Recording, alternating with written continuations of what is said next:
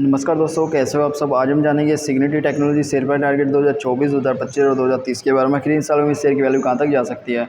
तो दोस्तों, जैसा कि हम जानते हैं, अगर हमें किसी भी कंपनी के शेयर की वैल्यू निकालनी है तो उसके लिए हमें सबसे पहले कंपनी की कुछ जरूरी रिपोर्ट्स को देखना जरूरी है कि भाई कंपनी कितना प्रॉफिट बना रही है, किस किस तरीके से ग्रोथ कर रही है, कंपनी ने पिछले 5 सालों में कितना रिटर्न दिया है। ठीक है, उन सब चीज़ों के अकॉर्डिंग जो है एक्सपर्ट के द्वारा ये शेयर की टारगेट वैल्यू निकाली जाती है, जो ऑलरेडी निकल चुकी है। पर हम सबसे लास्ट में देखेंगे इन सब चीज़ों को, क्योंकि उससे पहले हमें जानना जरूरी है कि भाई कंपनी की शेयर की वैल्यू आखिर निकाली कैसे गई है।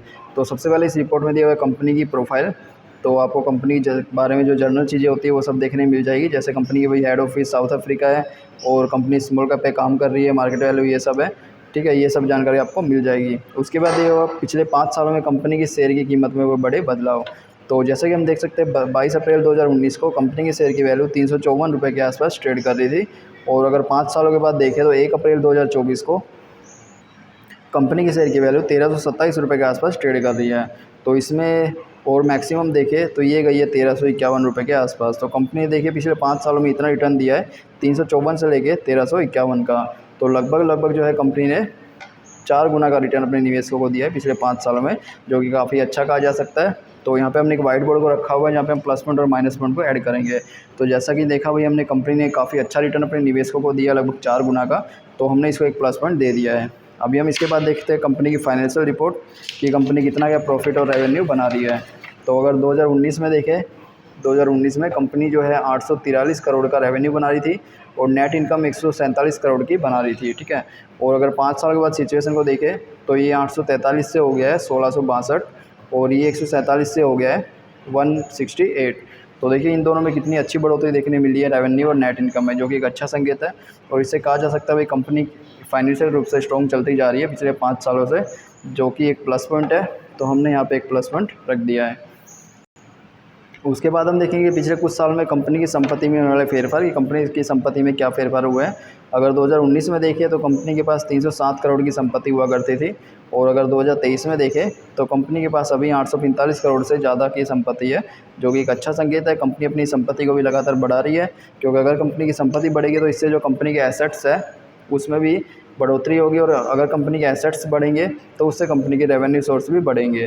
ठीक है, इस तरह से कुल मिला के जो है निवेशकों को इसका फ़ायदा मिलता है अगर कंपनी अपनी एसेट्स में वृद्धि करती है। अब दिया हुआ पिछले कुछ साल में कंपनी के द्वारा दिया गया डिविडेंड।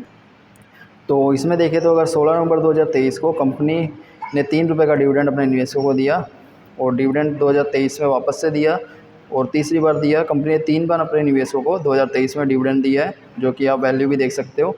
और 2022 में, 2021 में कंपनी ने निवेशकों को लगातार डिविडेंड दिया है, जो कि एक अच्छा संकेत है। क्योंकि अगर कोई कंपनी लगातार डिविडेंड दे रही है तो वे कंपनी के ज़्यादा प्रॉफिटेबल होने की ओर भी संकेत करते हैं।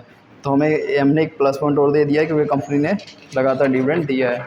इसके बाद हम देखेंगे कंपनी की शेयर होल्डिंग पैटर्न, जिससे हमें पता चलेगा कंपनी में कौन कौन से इन्वेस्टर रहे हुए हैं। तो सबसे पहले आता है टोटल प्रमोटर होल्डिंग, यानी कंपनी के द्वारा की गई होल्डिंग। कंपनी ने अपने शेयर की 32% की होल्डिंग अपने पास रखी हुई है, जो कि एक अच्छा संकेत है। ठीक है, म्यूचुअल फंड के द्वारा 0.07%।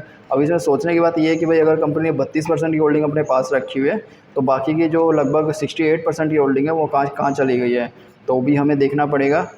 तो क्योंकि म्यूचुअल फंड के द्वारा भी लगभग ना के बराबर होल्डिंग की गई है।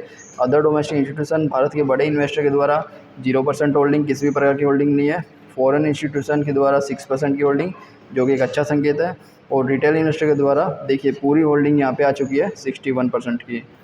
तो दोस्तों ये अच्छा संकेत नहीं माना जाता है। जैसा कि हम जानते हैं रिटेल इन्वेस्टर अगर ज़्यादा मात्रा में होते हैं तो अच्छा नहीं माना जाता है। और यहाँ पे म्यूचुअल फंड भी लगभग ना के बराबर है, भारत के बड़े इन्वेस्टर भी लगभग ना के बराबर है, तो ये एक अच्छा संकेत नहीं है। तो हम शेयर होल्डिंग पैटर्न के लिए इसको एक माइनस पॉइंट देंगे, क्योंकि कंपनी में काफ़ी ज़्यादा मात्रा में रिटेल इन्वेस्टर रहे हुए हैं और कंपनी ने अपने काफ़ी ज़्यादा शेयर को बेच दिया है। ठीक है, तो हमने इसको एक माइनस पॉइंट में रख दिया है। इसके अलावा आपको रिपोर्ट में कंपनी का फ्यूचर स्कोप और हिस्ट्री, कंपनी में कौन कौन से सेक्टर में काम करने का प्लानिंग कर रही है, वो सब जानकारी मिल जाएगी। और इसके बाद आप बात करते हैं टारगेट वैल्यू की।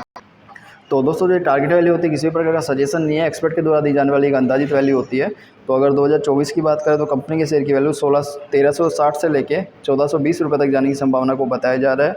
और अगर 2025 में देखें तो कंपनी के शेयर की वैल्यू 1660 रुपये से लेके 1520 रुपये तक जाने की संभावना को बताया जा रहा है। और अगर 2030 में देखें तो कंपनी के शेयर की वैल्यू 2950 से लेकर 3250 रुपये तक जाने की संभावना को बताया जा रहा है। इसके अलावा आपको रिपोर्ट में टॉप कंपटीटर्स दिख जाएंगे, कंपनी के कंक्लूजन दिख जाएगा। ठीक है, और उसके अलावा भी काफ़ी सारी जानकारी आपको देखने मिल जाएगी। और अगर प्लस पॉइंट माइनस पॉइंट की बात करें तो इसमें 4 प्लस पॉइंट दिए हुए हैं, 1 माइनस पॉइंट दिया हुआ है, जो ये निवेशकों के लिए एक अच्छा संकेत है। और जैसे जैसे हमें अपडेट मिलेगी दोस्तों, हम आपके साथ भी अपडेट करेंगे। इसलिए चैनल को सब्सक्राइब करें, वीडियो को लाइक करें। तो चलिए मिलते हैं नेक्स्ट वीडियो में।